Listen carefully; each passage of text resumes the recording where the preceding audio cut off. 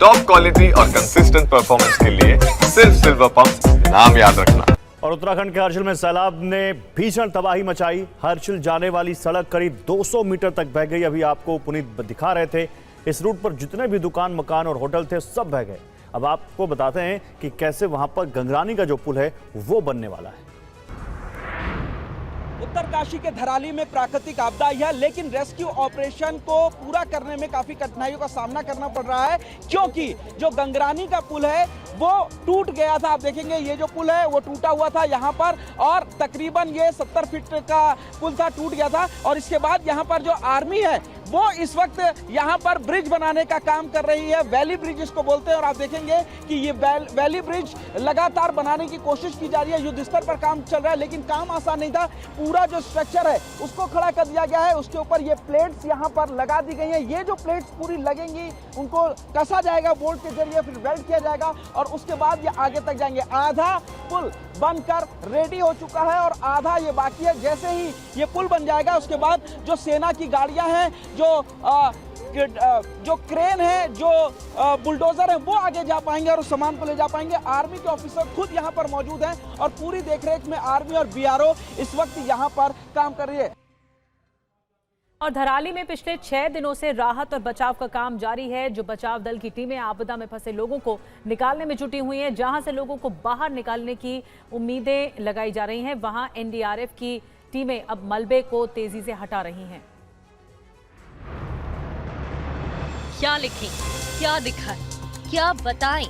हृदय विदारक दृश्य है, लाचार इंसाफ है, चारों तरफ अवशेष है। अभी जिंदगी की तलाश शेष है, इंतजार है चमत्कार का, मौत को परास्त कर अपनों के लौटाने का। धराली में जर्जर इमारतों के बीच लापता लोगों की तलाश की जा रही है। थर्मल इमेजिंग जैसे अत्याधुनिक कैमरों और तकनीक की मदद ली जा रही है। इसके लिए सेना एडवांस पेनिट्रेटिंग रडार का इस्तेमाल कर रही है। इससे खुदाई किए बगैर ही जमीन में दबे लोगों का पता लगाया जा सकता है। पेनिट्रेटिंग रडार जमीन के नीचे एक हाई फ्रीक्वेंसी रेडियो तरंग भेजता है, जहां ये मिट्टी, पत्थर, धातु और हड्डियों को अलग अलग रंगों के जरिए पहचानता है। इसके जरिए जमीन के नीचे 20 से 30 फीट तक फंसे लोगों के शव की पहचान की जा सकती है। इस बीच उत्तरकाशी के धराली, हर्षिल समेत आसपास के इलाकों से तीर्थयात्रियों को निकालने का काम भी जारी है। और उत्तराखंड के रुद्रप्रयाग में भारी लैंडस्लाइड हुई, जिससे सड़क मार्ग बाधित हो गया। हालांकि वक्त रहते गाड़ियां रोक दी गई थी, जिससे बड़ा हादसा टल गया।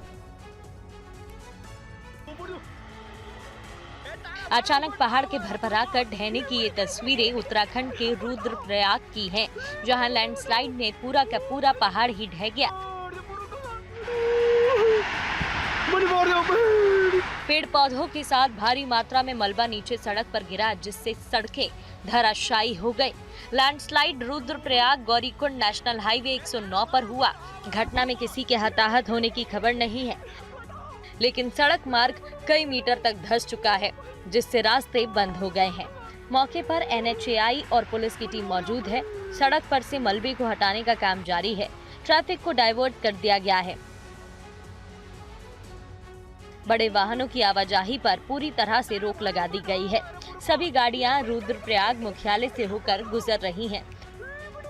रास्ते में जगह जगह पर पुलिस के जवान तैनात कर दिए गए हैं, जो लोगों को ट्रैफिक डाइवर्ट के बारे में जानकारी दे रहे हैं।